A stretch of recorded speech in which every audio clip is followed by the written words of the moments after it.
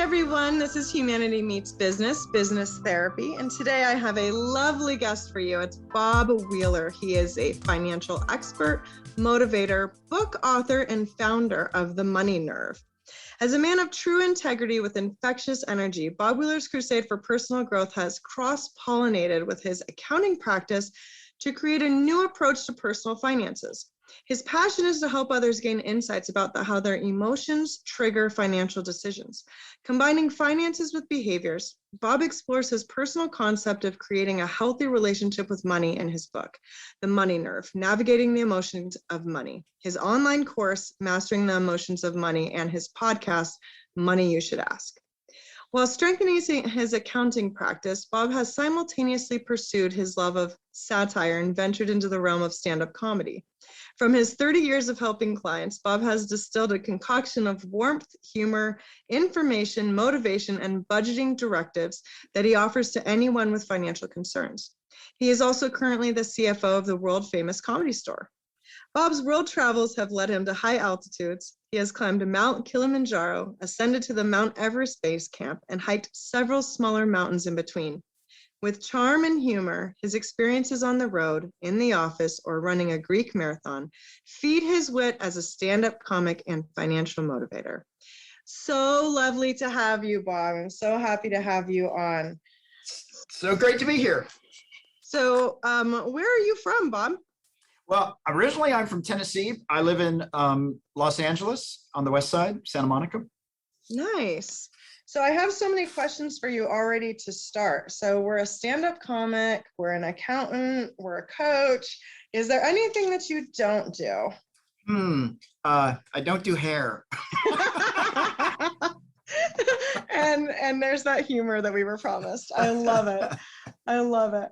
So with your comedy, I mean, of course, that's interesting.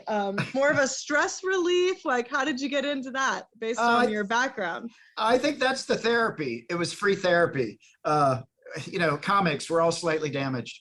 But who isn't? I got into comedy. I enjoyed it. That's how I kept people from beating me up when I was little, and I could run fast. But comedies, for me, it was a great place to be able to say what I was thinking and then just say, kidding, because I wasn't allowed to be angry. I wasn't allowed to tell people no. And so standing behind a microphone, it felt safe to actually say what I was truly feeling. Okay, I like that. So it gave you an outlet for your voice. Yeah. Yeah, comedy is quite fun in that. It is very therapeutic. I agree with that. Laughing is some of the best medicine I think any of us have to give Absolutely. And to receive from others. Absolutely. So when we were kind of talking pre-show, using all of these skills you have, I know comedy, maybe we can save for another day. Today, I'd really kind of like to focus on your financial expertise and maybe a little bit about your backstory of what you got into, like what got you into the financial world, what kind of brought you to where you are now, and why help people? Yeah. So I got into accounting initially because it was an easy A. I originally wanted to be a lawyer, and then I got to college and taking all the legal courses, met a few people that lawyers, and I said, wow, I don't really like these people, and decided that, gee, I think I'll go into accounting. It was an easy A for me, but it wasn't something that I was passionate about. I know not everybody's passionate about accounting. And what happened was it was just something that I've always been trying to get out of, I think, because it just was like, well, it's too easy. And you can't really charge people for things that are easy because it has to be hard and painful for you to make money. That was my belief. That's a sticky one. That's a sticky one. And for me, I wanted to really have money because as a kid, when my parents got divorced, I didn't have a lot of choice. We had a big family. We didn't get a lot of stuff. Eating out of the restaurant once a month was like a big win. I didn't want to be in that position. I wanted to have choice. And so I got my CPA, started doing all those things. But I also had my own financial baggage that I brought to the table.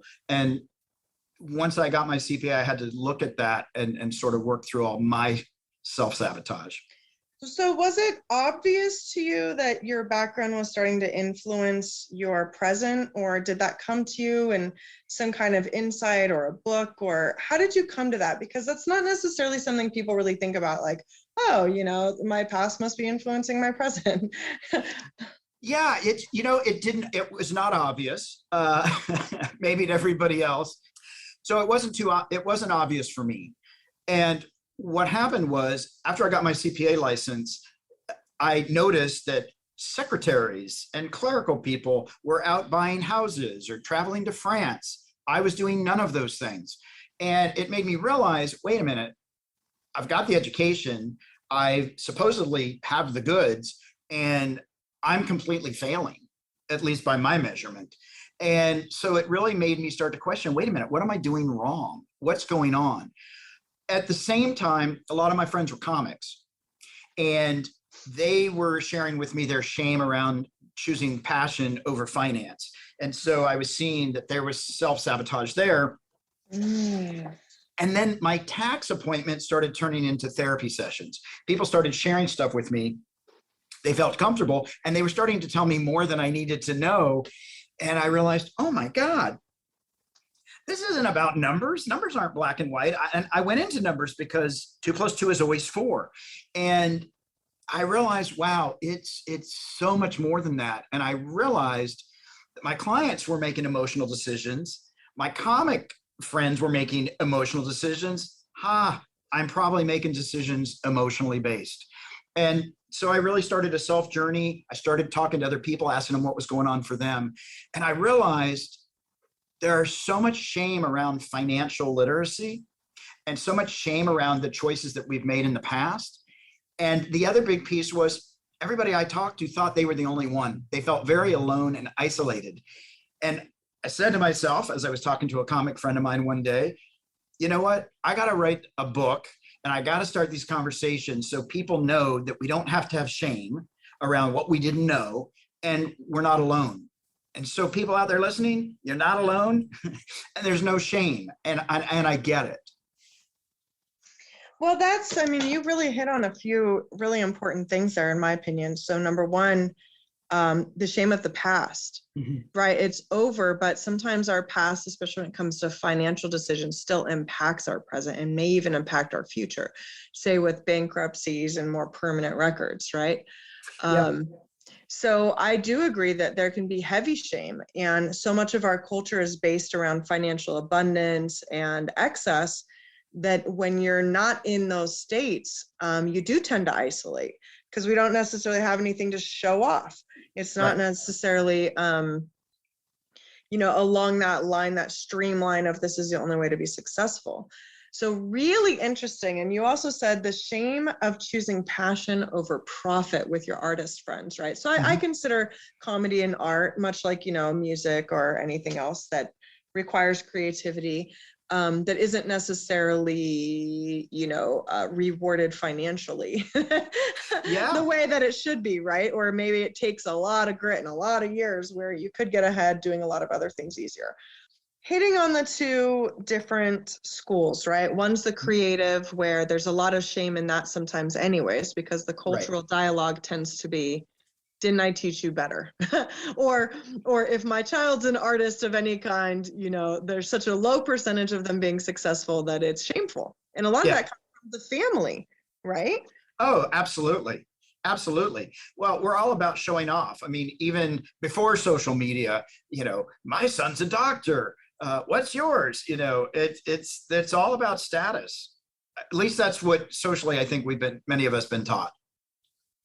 Right. And I think that there's an agenda there.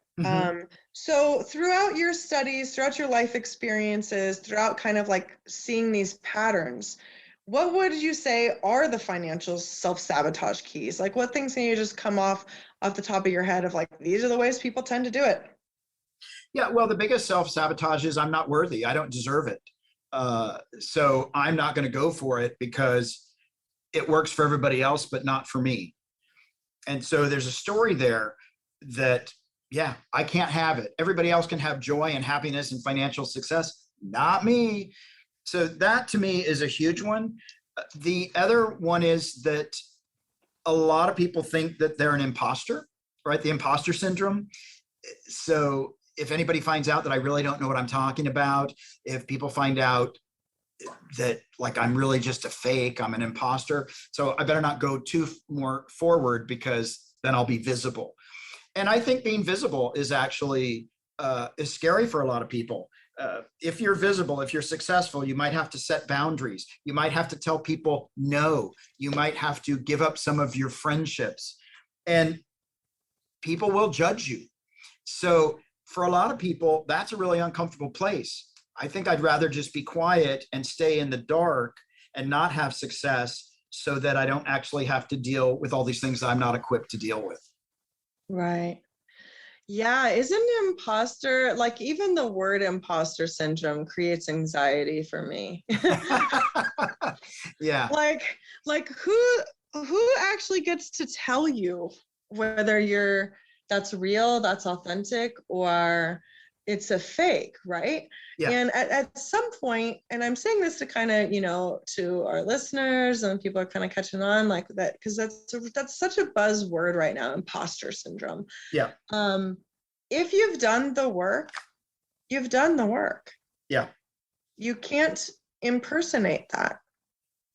So the imposter, the impersonator, is someone that hasn't done the work. And so if you've done the work on any level, you've made the success, you've had the things, you've learned, you've fell a few times, most likely it's very authentic experience. But too often we're trying to compare ourselves. And I think that's where the imposter really comes in, is the comparison. Well, that person did it different. So my way must not be, as you said, good enough or worthy. But please, for our listeners today, I mean, what's your opinion about even just the word imposter syndrome? Yeah, well, it does bring up lots of negative connotation, and I know I had that myself when I wrote my book. After I wrote it, I said, "Oh, you know what? Who am I to write a book? This is terrible." Right? Just because I have a bunch of experience and I talk to a whole lot of people, who am I to share that? And what I learned from it was you have to trust yourself. Right? If you trust that what you're bringing is your story and your truth, it doesn't matter if it's everybody else's truth. And for me, that was a big piece of freedom to realize, wait a minute, this is my story. You can't tell me I'm wrong in my story. You might have a different opinion, but you can't say, no, your story's wrong. It's my story. Your story is your story. Right. So first, one of the steps you're saying is basically like, okay, if you're feeling like you have imposter syndrome, you're doing this big thing, you're stepping out of the box, you're creating expert space for you, right? Once you've written a book, you're considered to have some kind of expertise. And then all this anxiety comes up, the what ifs, the old beliefs, the who am I's. And your way of overcoming that was really taking a look at, it's just my perspective. Right. It's just my way of seeing it. It's just my way of explaining it, which I don't know if you sound like you're pretty natural at math. Math is not my natural ability. Mm-hmm. And I remember taking 5 different math classes with 5 different teachers and not doing well in 4. Yeah. I get the 5th teacher and the guy could talk to me. I got an A. And I couldn't believe me who struggled and struggled and struggled had an A. Yeah. And it really was this light bulb of, it was his way. It wasn't new material. It was just his way of saying it got me. And when you're writing this book and when you're doing that new thing and when you're sharing your story and your message in your unique way, you never know who that person out there that just couldn't get it until they heard your way did. Absolutely. And I think for me, it's really important if I'm sitting there asking myself, am I an imposter? Am I an imposter? The question is this story true for me? Right? It may not be a universal truth, but is it true for me? Am I telling this story to sound amazing? Am I telling this story so that I present well? Or am I telling this story from my heart? Like, is this really the essence of me that I'm sharing? And if it is, like, that's just truth. And I think that resonates with people. The imposters are the ones that are trying to position and, hey, look at me. And most of us, we may not feel like our story has value, but it's authentic. Right. So now you wrote the book, you got past your own barriers, your own self-talk, your own self-sabotage. Mhm. What happened next? So you wrote the book, you realized whether I'm an imposter or not, here it is. That's right. Then what happened? Well, the amazing thing was when I started doing the work, the personal work, life changed. If you had met me several years ago, other than doing stand-up hiding behind a microphone, I was not, unless I knew everybody, I was pretty quiet. I didn't want to make waves. If somebody confronted me, I'd run the other direction. Most of my decision making was, this is going to kill me or not. So everything was life or death. And what happened was, after I wrote the book, after I did work on myself, I went through core energetics, radical aliveness, which is somatic therapy. I was able to stand up and say, you know what, even if somebody thinks I'm an imposter, even if somebody thinks I'm being too big for my britches, I'm going to show up anyway. And I'm going to learn how to stay, and I'm going to learn how to tolerate uncomfortable conversations or uncomfortable attention towards me, because I'm going to show up for me regardless of what anybody else thinks. Good. So it kind of gave you another layer of confidence. Yeah. Yeah. Yeah, absolutely. And I think for me, and this may be true for other people out there, I thought that if you go out and be successful, you know, you have to do it perfect first. And then secondly, everybody's going to be thrilled for you. And so, you know, it'll be great. That's not true. There are lots of people that are not rooting for me. There are not lots of people that are not holding support for me. And I don't always do it perfectly. And I'm going to keep showing up, and I'm going to keep stepping up, and I'm going to keep speaking out and speaking up. So I wished I had known that. I wish somebody had said, it's okay, not everybody's going to love you. Oh, I thought everybody had to love me. So for me, that really held me back a bit, because I thought I had to do it perfect, and I thought everybody had to love me in the process. Which, how much pressure is that? it's a bit. And it's so funny too, because we use these kind of big words like everybody. And Right. when you really think about it, it's like, do we really care about everybody, or a select few that we're calling everybody? Or Right. can we not have a little bit of thick skin about this, or do we have to be hypersensitive in every situation? And kind of really taking a look at even the language of everybody, because I know that you're not alone there. Right. I mean, as a therapist, I do this every day of like, you don't think anybody else has ever felt blah, blah, blah? No, never in the history of, thousands of years of documented existence. And I'm like, Right. wow, that must feel like really crazy. Like you must feel like an alien here. Like, yeah, I do. And it's like, so let me burst that bubble a little bit. You know, most of us feel similar emotions, just sometimes at different times. Yeah. You know, that's why we have emotion wheels and facial expressions. And it's like, oh, I'm not feeling that right now, but I felt that before. So I can kind of relate to what that means. So the financial sabotage piece, part of it's the imposter, part of it's the worthiness, part of it's the isolating. Is there anything else you would add to that right now?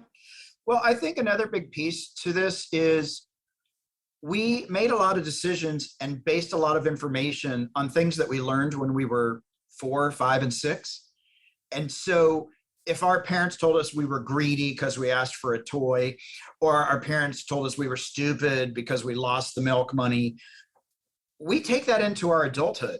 And here we are 20, 30, 40, 50 years old, and we're still operating from this vow that a 4 or 5-year-old took, saying, I'll never be good at math, or I'll never be successful in business. And we haven't updated the software, right? We haven't updated the information. And so we're operating on this stuff that no 4 or 5-year-old had any business making that decision. And yet we're operating from that place. And so I think it's important to get clear about what are the stories and the vows that you made as a 4, 5, and 6-year-old that you've carried into your life that may no longer be serving you. So I'm going to ask a follow-up question because I think it's brilliant. How would someone kind of get there? You know, sometimes this internal dialogue is so repetitive and so natural that you can't even necessarily decipher, right? Like, oh, it was someone telling you in fourth grade, you can't dance, you're too fat, and then Right. the person's like, I quit dancing. And it's like, oh my God, you could have been brilliant. Like, why'd you listen to that dumb teacher that was limited themselves or how, screw that. But we don't have that at the time. And we don't necessarily even sometimes remember where it came from. So do you have a process, like something where you can start to identify that a little more clearly? Yeah. So the first thing I do is I get people to start journaling. I get them to journal about, do you remember what your parents said or didn't say about money? Do you remember your grandparents saying something or not saying something about money, giving you a look? Then, did I grow up in a particular religious group that had a message around money? Did I grow up in a particular ethnic group that had issues around money or beliefs around money? And so I started exploring, what do I remember when I was little? Then I started asking people, hey, when you were in grade school, were you the rich kid? Were you the poor kid?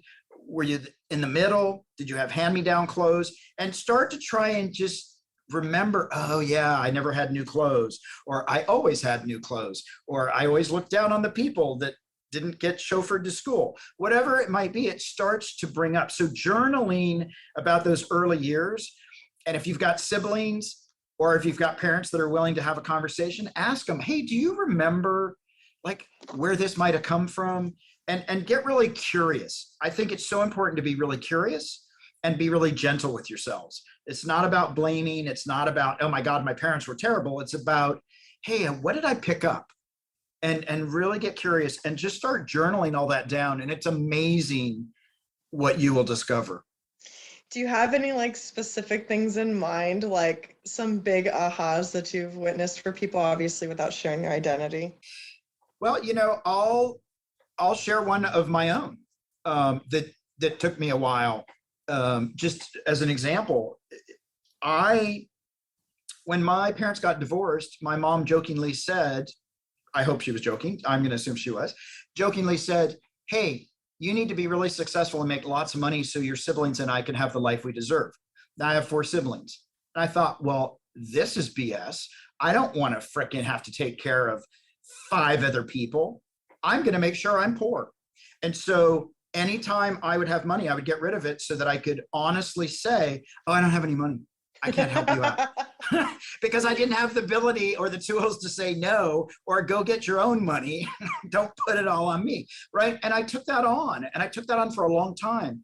And until I learned how to say no and draw a boundary and feel uncomfortable, it was just easier to just like get rid of everything. And I think for a lot of people out there, somebody told them, you're selfish. Every time you do that, you're selfish. Because they were a kid that wanted a toy and it wasn't Christmas, and then they take that on. So once we can start to realize, oh my God, I took that on, I don't need that anymore. How do I learn the tools so that I can stop using that story to self-sabotage? Oh, that's such an awesome example. Thank you for sharing something so personal. Sure. And that's a really interesting way of looking at it. I think that's probably surprising to some people listening, like, oh, that's a money belief. Like I wouldn't have considered it that way. But yeah, I literally don't want to have extra or excess because I will feel obligated to give it away. Therefore, I will live at my baseline, at my minimum, and maybe even below, so that maybe I'm the one that has to ask because I don't want the pressure and or responsibility of taking care of 5 extra people. Yeah. So what an interesting way to form a belief and then basically build your life around it. Because what I'm really hearing you say, Bob, as an accountant and all your experiences, is that whatever these beliefs are, this is really, really important internal work to do because you will build your life around it. Absolutely. And most of the time, you'll be dumbfounded by it. Yeah. Right? Yeah. I make so much money. Why don't I ever have any? Oh, yeah, I forgot. When I was a kid, I said, I don't want excess money because I don't want to have to take care of everybody. Well, dang. Why am I working so hard and never getting a break and yet still have nothing to show? Yeah. Well, and it's, and so that reminds me of a client of mine that I had who every 5 years, she would have this amazing business, and every 5 years it would almost go bankrupt. And after this happened 3 times, because she was a client for a long time, after the third time, I said, can we just have some conversations? Let's talk. This is always what happens. And then what happens when you fail? Oh, my mom comes in and saves me. And what we discovered was the only way she knows her mom loves her is when her business fails and her mom gives her money. And I said, gosh, it would probably be a lot easier just to ask her if she loves you. You might try that, right? But the thing is, it took 3 cycles for us to realize that she was operating on mommy doesn't love me if I get too independent and I become too financially successful. Right. Crazy, but totally understandable. Absolutely.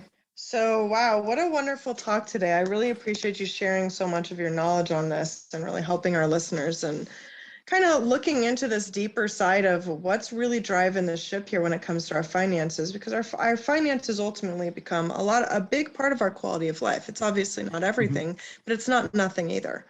So if our listeners want to learn more, pick up your book, follow you on social media, where would they be able to find you, Bob? So the best place to find me is themoneynerve.com, Nerve, nerve, not nerd. Themoneynerve.com. We've got the podcast. We've got resources and tools. You can reach out. We've got an online course that helps people go through all that. And please reach out. We're always happy to have conversations with people and help get them on the path to having the fullest life that they want to have. Awesome. That's wonderful. Thank you so much for being on the show today. It's been a pleasure. Thank you. And hopefully people can reach out to you, and I'm hoping that they got something from that today. I sure know that I did. So for our listeners, thank you so much for listening today. This has been Humanity Meets Business, Business Therapy with Christine Salvo, licensed marriage and family therapist, advanced certified mediator, and hypnotherapist. Thank you so much and have a wonderful day.